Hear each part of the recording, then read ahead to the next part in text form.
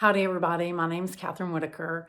I'm the author of Live Big, Love Bigger, and I'm also a speaker, a blogger, but most importantly, I'm the wife to Scott and the mom to 6 kids, kindergarten to college. We'll soon have 4 teenagers in the house, so if there's anybody that knows a little bit about youth ministry, it would be me. But I just wanted to offer this message of hope to you. About 10 years ago, our 5th baby was born premature.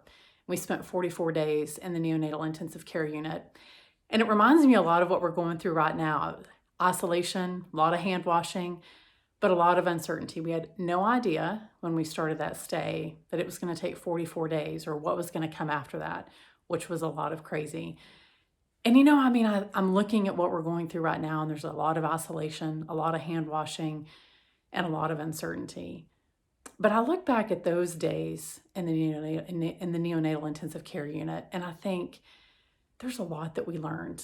My husband and I were transformed through that experience, but only because we allowed God to let us. And it's not because we did it perfect. In fact, there were a lot of times that I thought, I'm failing miserably at this.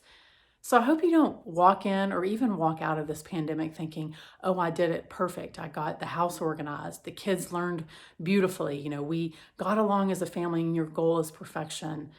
I hope your goal is a whole lot like what we're experiencing with the Triduum this Easter season is transformation, renewal, and that you look at those moments of imperfection and that you start to plant little seeds. Maybe it's today we do a mass, or today we say a prayer together, or maybe today we're just present to each other and maybe we try not to fight, or maybe I try not to retreat to my closet for a little bit of, sanctity and a little bit of peace and quiet.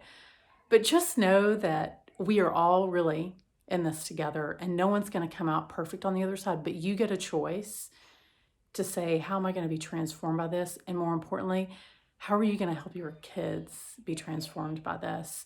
And I can hear them giggling in the background, but I hope that these messages of hope give you an opportunity to say, one, that you're not alone, but secondly, that really hard things really do refine us and allow us to dig deep, but they also allow us to figure out what's most important. The beautiful part about all this is that no one else is living their life any better than you are right now, because the global world is experiencing this. Never have we experienced that. And so I think what a gift through the hardness of all of this.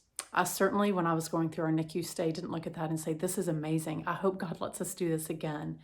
And I have a feeling that's how most of us are feeling right now. But my hope for you is that your family has an opportunity to grow in faith and to grow in perseverance, and most importantly, to grow in love. Thanks, y'all, and have a beautiful, beautiful Easter season.